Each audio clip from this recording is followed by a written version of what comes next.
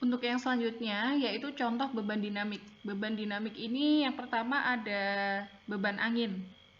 Beban angin biasanya itu dia bekerja dalam orde puluhan menit. Nah, untuk orde puluhan menit ini kita bisa lihat salah satu contohnya yaitu pada jembatan, yang video yang saya berikan di slide saya ini. Pada jembatan ini kita bisa lihat dia terkena beban angin yang sangat kencang dan dia terjadi durasinya itu cukup lama, ya cukup lama ya ini puluhan menit. Nah, baru dia bisa membuat si jembatan ini itu runtuh. Nah, ini adalah salah satu akibat apabila kita lupa atau kita lalai untuk mendesain beban dinamis yang apabila struktur tersebut itu memang dibutuhkan suatu penambahan perhitungan beban dinamis. Nah, jadi apabila kalian nanti mendesain suatu bangunan, apabila dia itu rentan terhadap gempa, rentan terhadap beban angin, ya kalian harus perhitungan dengan baik-baik, karena apabila kita lupa atau kita lalai seperti ini salah satu contohnya. Nah, ini jembatan ini bisa membuat banyak sekali korban jiwa, ya karena kita tidak mau ada korban jiwa yang terjadi, maka dari itu kita harus lebih teliti lagi untuk memberikan perhitungan terhadap beban dinamisnya. Nah, ini adalah salah satu contoh grafik kecepatan angin dalam meter per detik, kemudian ini adalah detiknya, waktunya. Kita bisa lihat ya di sini selama 200 detik itu kecepatan angin yang ini biasanya bisa merubuhkan si struktur tersebut.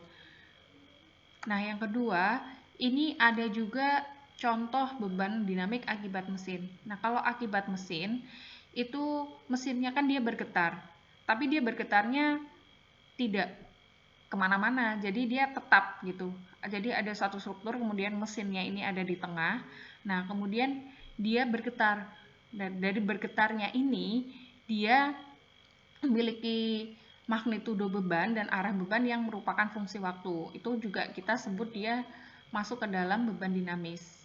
Ya, karena di sini dia biasanya akan memberikan getaran terhadap lantai yang ada di bawahnya, kemudian pada struktur di sebelah kiri, kanan, atau belakang, depan, atas di sekeliling mesin ini. Nah, ini ada salah satu grafik juga. Ini grafiknya ini ada amplitudo, kemudian ada periodenya. Nah, di sini ini adalah salah satu contoh grafik sinusoidal yang bisa kita lihat. Di sini biasanya digrafikkan apabila ada salah satu getaran, itu dia waktunya sampai berapa detik, kemudian amplitudonya itu berapa. Nah, nanti ini kita bisa hitung. Begitu.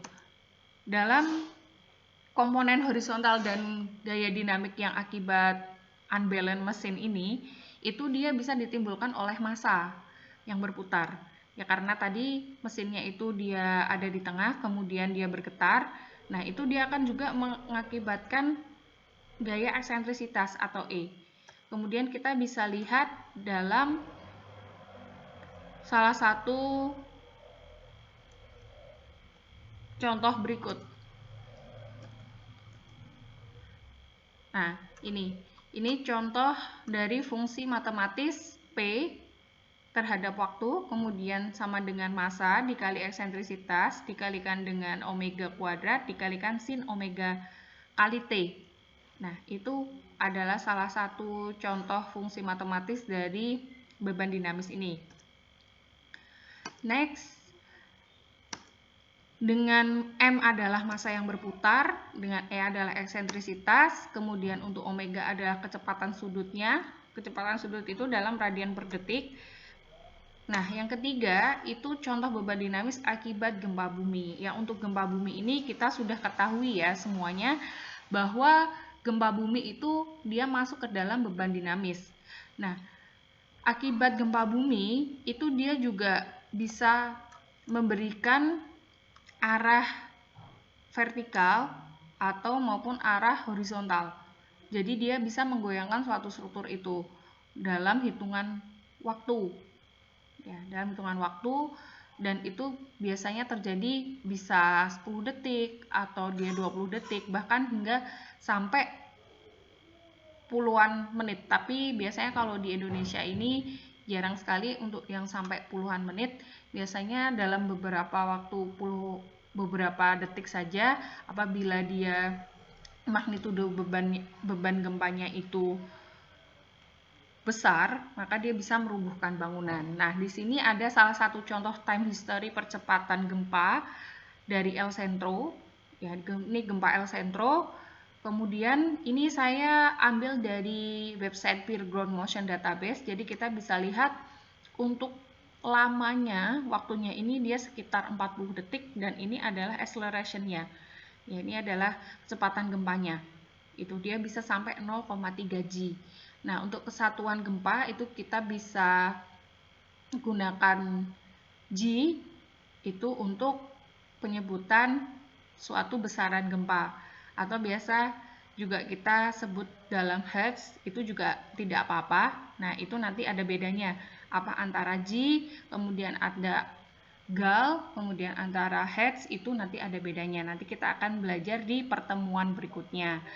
Baik, saya cukupkan materi pertemuan kita hari ini. Apabila ada salah kata, kemudian ada sesuatu yang ingin ditanyakan, bisa ditanyakan terhadap saya. Saya minta untuk ketua kelasnya atau kontingnya menghubungi saya untuk memberikan kembali kontrak kuliah yang nanti saya upload ke dalam e-learning, kemudian nanti dikirimkan kembali ke saya. Saya tunggu karena minggu depan itu saya akan kembalikan ke TU, maka saya tunggu secepatnya untuk dikirimkan kembali filenya.